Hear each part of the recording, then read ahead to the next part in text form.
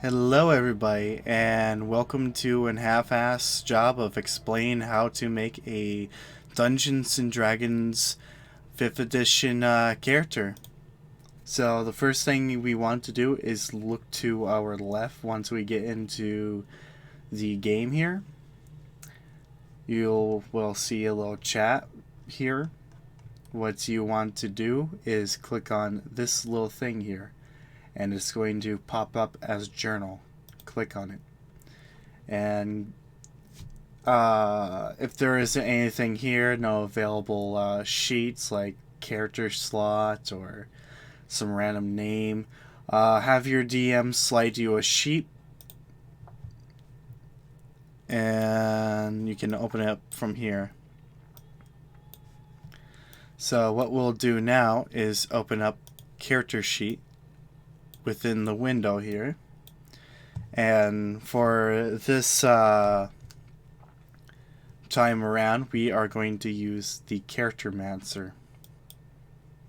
This is going to be having the base handbook or player's handbook stuff in it. So it will have a little introduction. Just click next and we'll choose a race. So this time around, we are going to be making, let's say, a dwarf. But the choices is Dragonborn. Those are basically almost like half dragons, you could say. Dwarves, elves, gnomes, half elves, which is more a human version of an elf. Half orc, half fleeing, which is like your Frodo's of the land, little hobbits. Human, basic human or whatever, and tiefling, which is devil people. But we'll be going with a dwarf.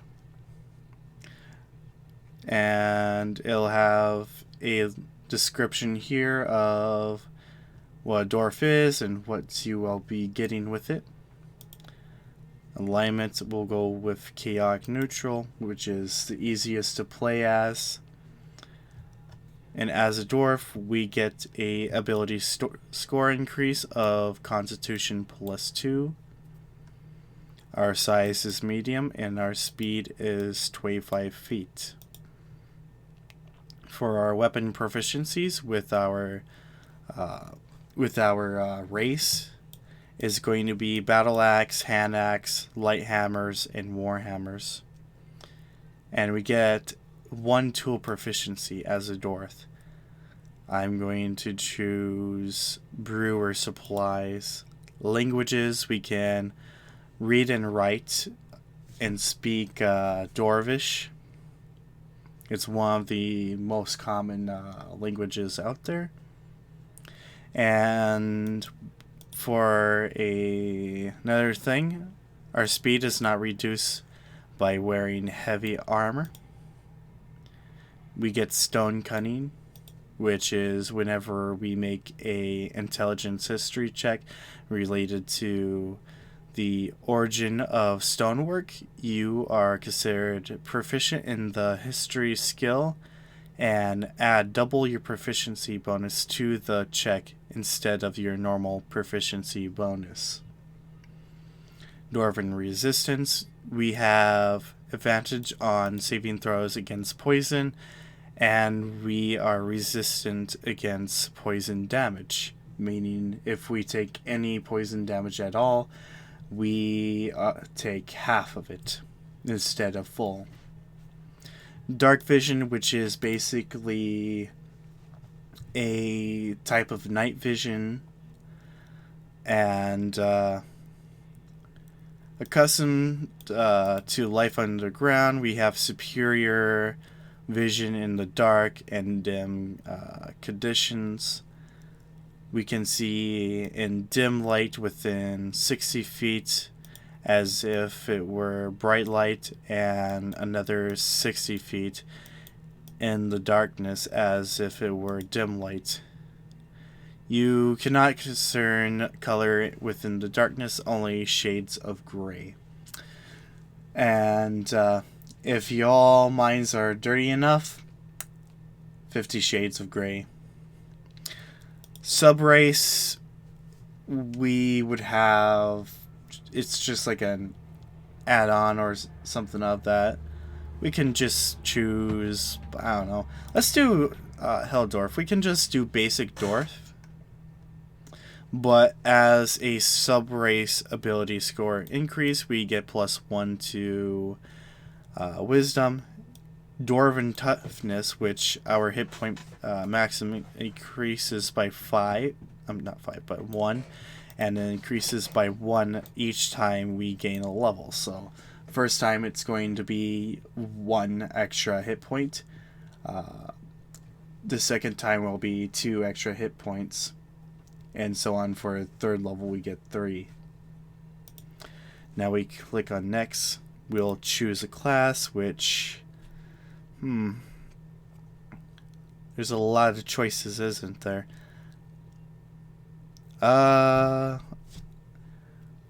For this time around, I recommend going for a more of a simpler class like Barbarian, Fighter, Rogue. Either one of those are fine. But we'll do Druid to get things going here. Now we get weapon proficiencies with our class, armor proficiency with our class as well, 2 skill proficiency.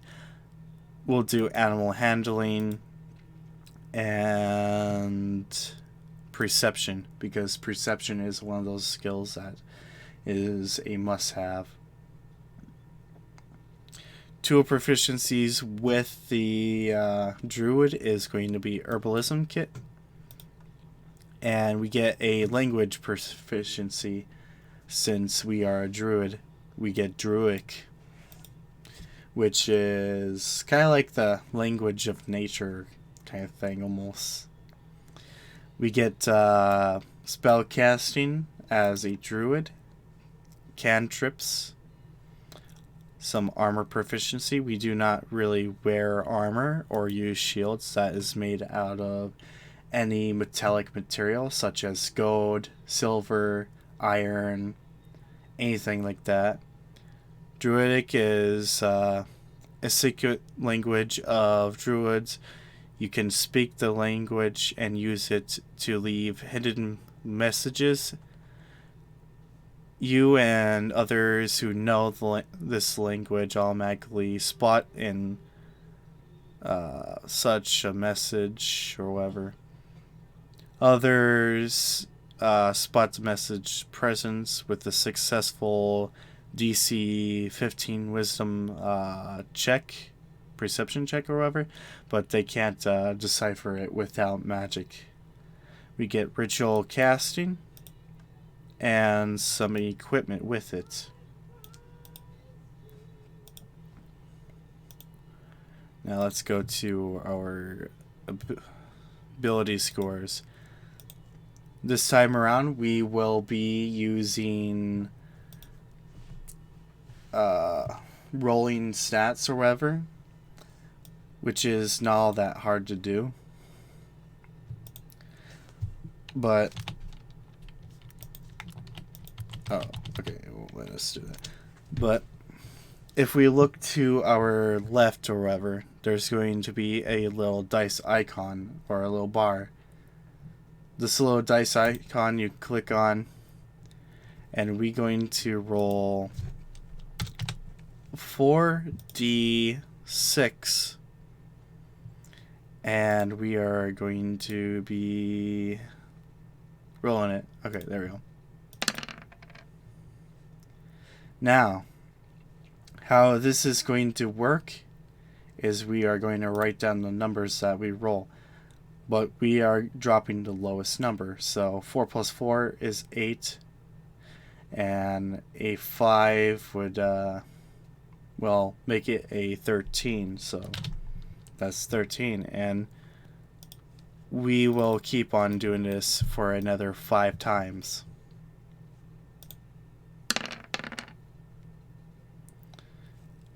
So another 12 there, so 13, 12.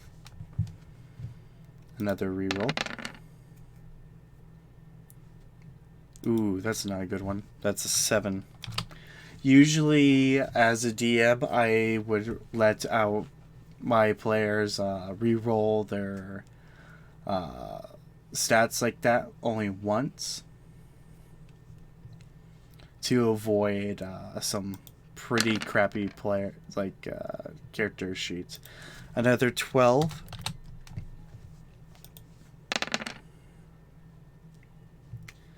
Ooh, look at that. So we got a 19, but our lowest number is a 4, so that's going to be 15.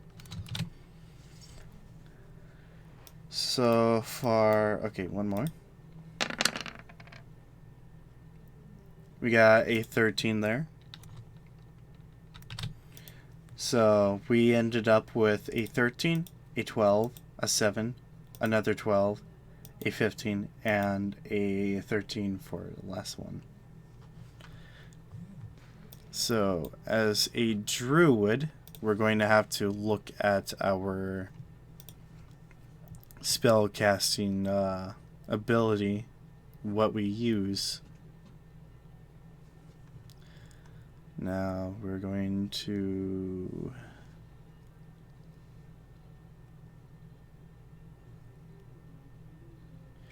okay, here we go. Spell casting modifier is going to be wisdom. So what we are going to be doing is putting a 15 into wisdom.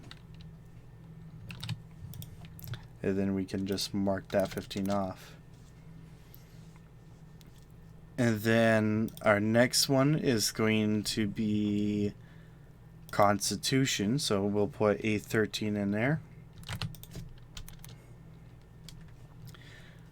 Dexterity is the next one we want to be pretty high on too, so that we can dodge around and stuff if need be. Let's put 12 in Charisma.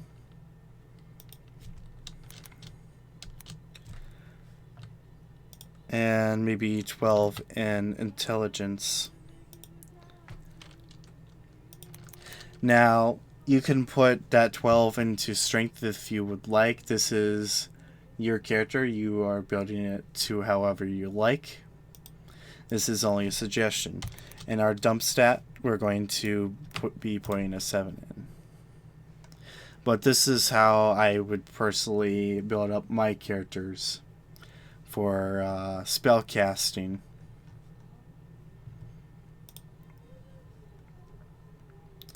Now background, we'll just take the standard acolyte.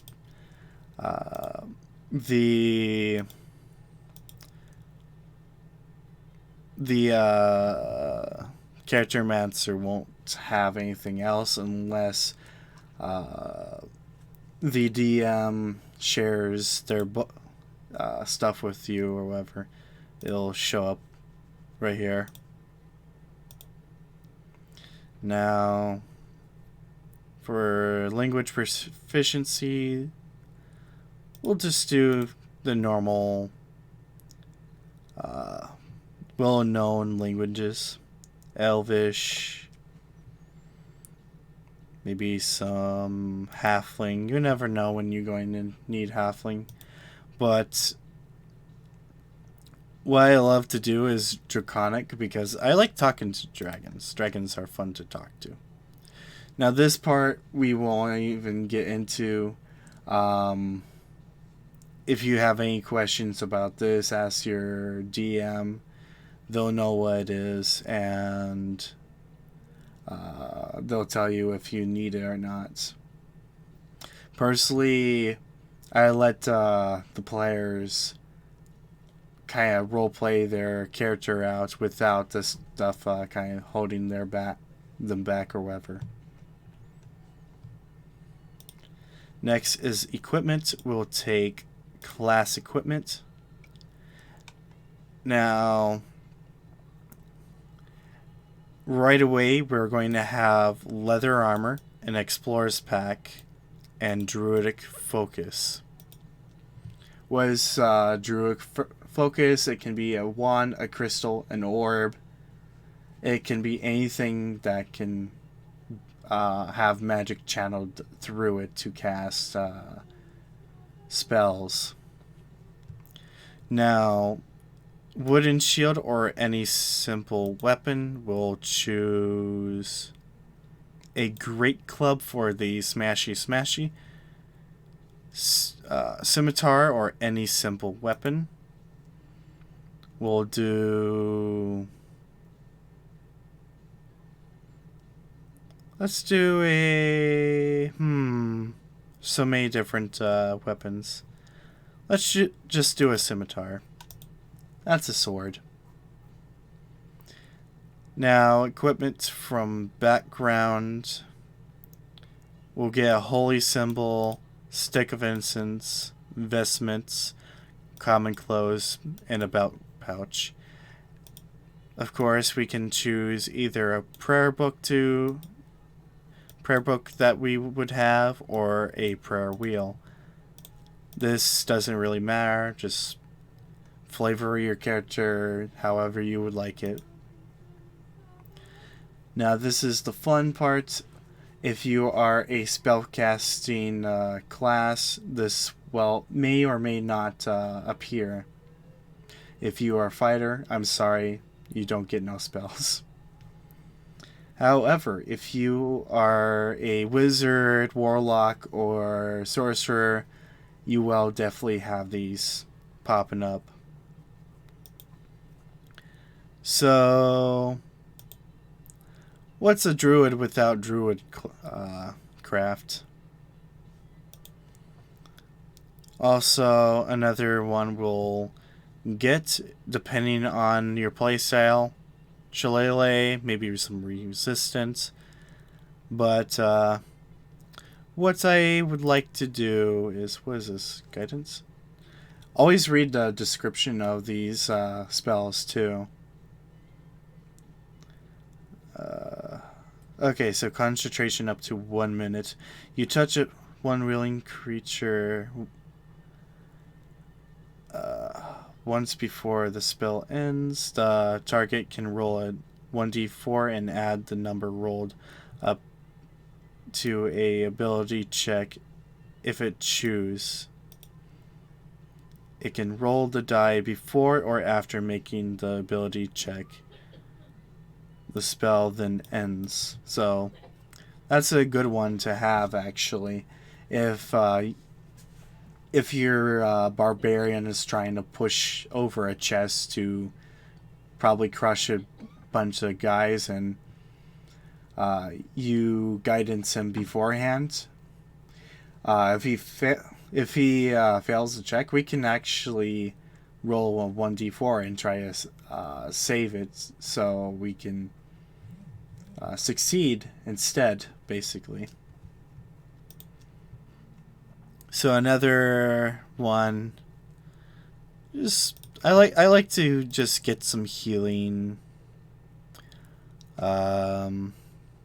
Cure wounds is always a good one. Good berry, healing ward. Another one we should probably get for a offensive attack or whatever is probably either Thunderwave or maybe Entangle. I would probably go for Entangle. Next one is Fates. This will be apparent when you hit 4th level, so don't have to worry about that now. And Bio. This is where you put in some of the stuff from here, but character name is one of the most important things we'll need to have. So as a character name, we'll name this one Karen. Yes, we shall name her Karen. Now, if you see this, it doesn't really matter. Personality traits, ideals, bonds, flaws. We can just skip over that. Just apply changes, and it'll build up your character.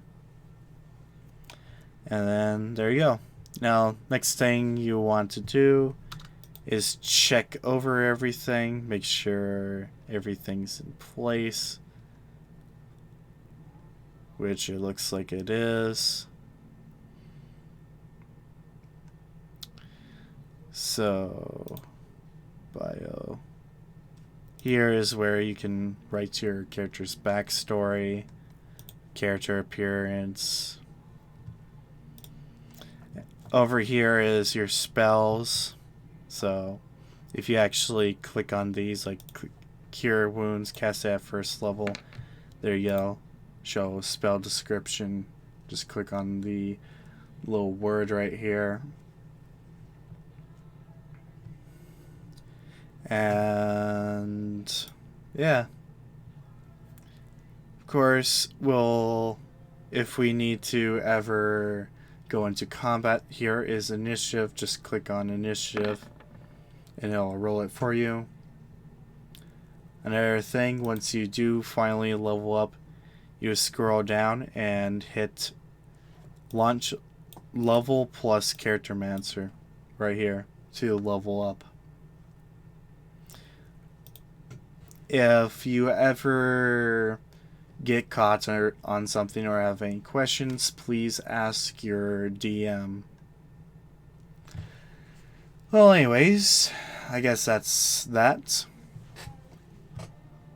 This was a half-ass job of explaining how to make a Dungeons and Dragons character. So yeah.